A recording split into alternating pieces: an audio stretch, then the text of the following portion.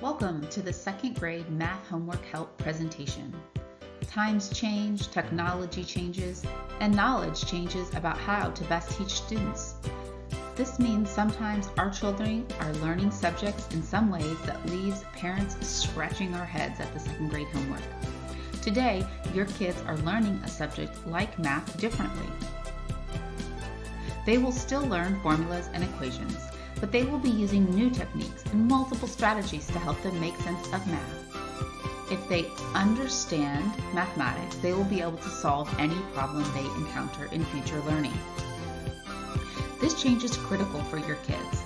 More kids will get math, more kids will stay with it and go further in math. They'll be able to staff the jobs of tomorrow.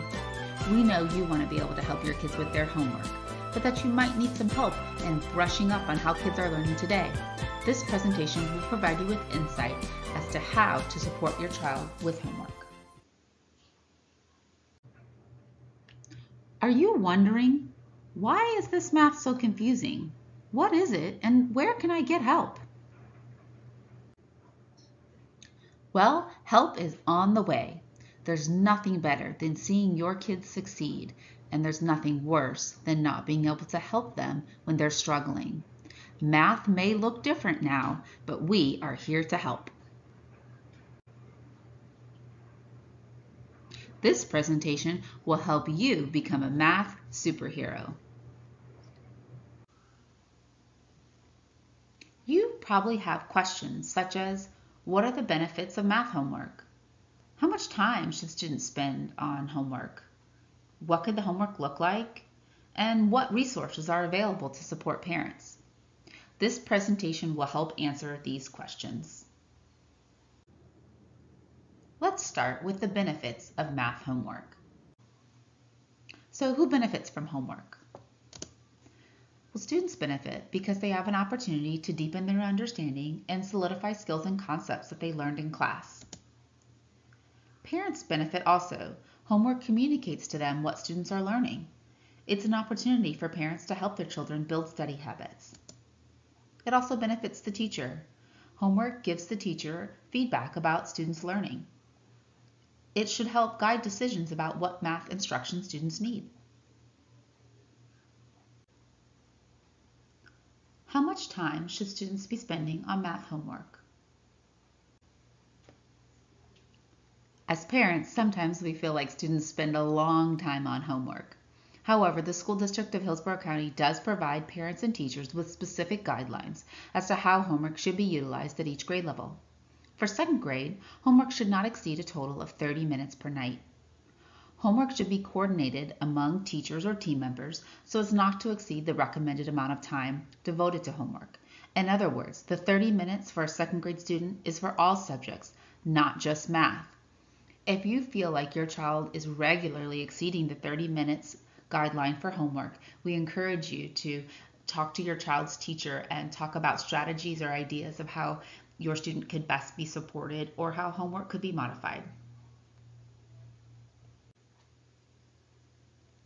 Now that we know the recommended amount of time for homework, let's take a closer look at what second grade homework could look like. First, kids should have the skills needed to complete the homework independently. Homework should be practice of learned content, not new content. The assigned task should strengthen students' understanding. So let's look at some examples of second grade homework. Homework may come from the textbook, Go Math.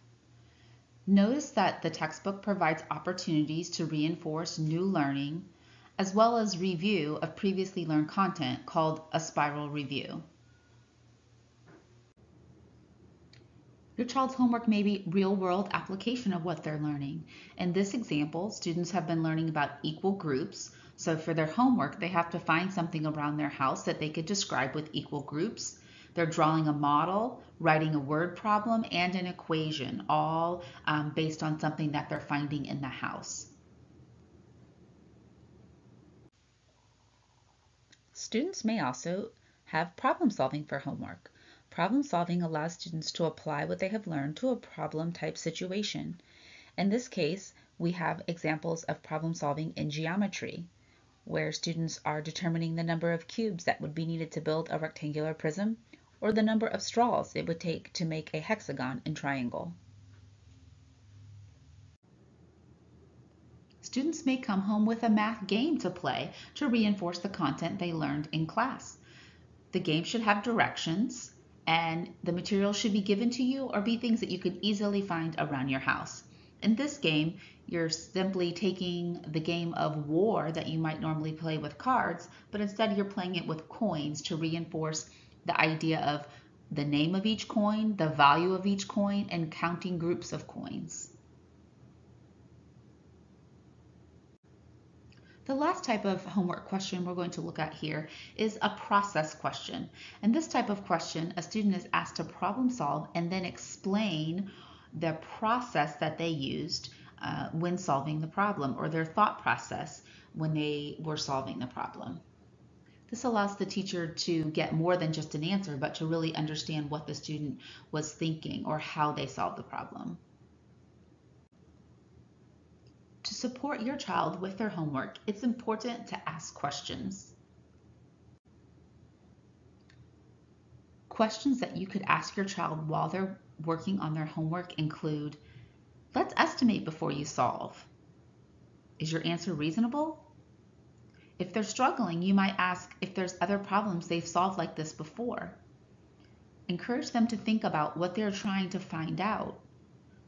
Also, asking them about what's happening in the problem and having them tell in their own words helps them process through that problem another time and make sense of it. Another question is, what does the number in the problem represent? Sometimes students simply pick the numbers out of a problem and don't make sense of what those numbers mean in that particular problem.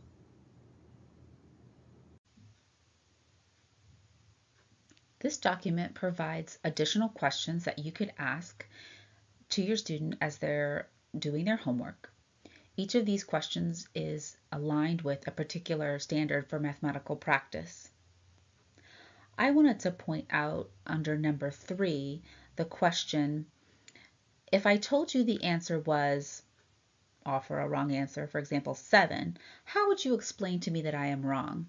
I like this type of question because it really gets at a student's deeper understanding of the mathematics rather than just if a particular answer is right or wrong.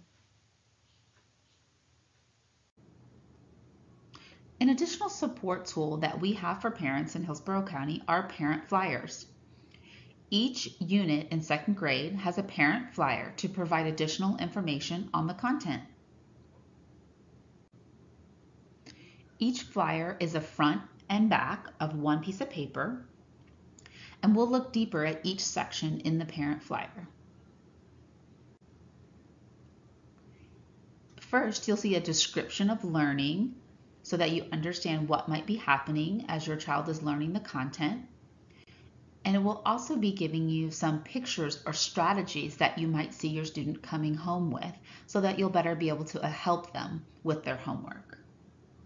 In this example, we see how a student might model 2-digit addition using base 10 blocks, and then how that relates to the traditional addition that we might have done when we were students. The Parent Quick Smarts videos that are included in the flyers were made by teachers in Hillsborough County to support parents in making sense of the content and strategies that are used with teaching 2nd grade mathematics. You can access these videos through the QR code, scanning it on your phone, or you can use the website address given here. A few websites are included. These may be games for students to play or additional practice that you and your student could access via these websites. The sample tasks are provided so that as a parent you could work with your child on things that would be similar to things that they were working with at school. Again, these are tasks that the child would be able to accomplish by the end of the unit. So if this is coming home at the beginning of the unit, they might not have learned this content yet. The last piece included on the parent flyer is purposeful practice. These are quick tips or quick ideas of things you can do at home to support your child or reinforce the skill or concept that's being taught at school. We also want to provide some additional online resources that might support you with content that your child is working on. LearnZillion is a website that includes over 3,000 quick math video lessons that were created by teachers and are aligned with the math content. This is a great resource for both parents and students. Think Central is the online version of our Go Math textbook. Students can access not only the textbook but also online resources and other tools. Notice here that the username and password your child will need to log in. And also the parent flyers that we looked at earlier in the video are available on our district website. To continue advocating for your child, it is imperative that you establish communication with your child's teacher. Ask questions at a conference or other time as you have concerns or that you just want to support your child's learning. Questions you might ask: what are the upcoming topics in math? What math topic causes my child the most difficulty? How can I best support what is happening in the mathematics classroom? Should my child be able to complete the homework on their own? I'm worried about why my child can't finish the problems. What might we do to help him or her? If my child is struggling with homework, how should I communicate this to you? And how does my child receive feedback about their homework? These are just some questions to get the conversation started between you and your child's teacher. We hope this presentation provided you with the knowledge and information you need to be your child's biggest advocate. Thank you for joining us as we looked at some different ways that you can be a math homework superhero for your child. This publication was made possible in part by a grant from Carnegie Corporation of New York. The statements made and views expressed are solely the responsibility of the author.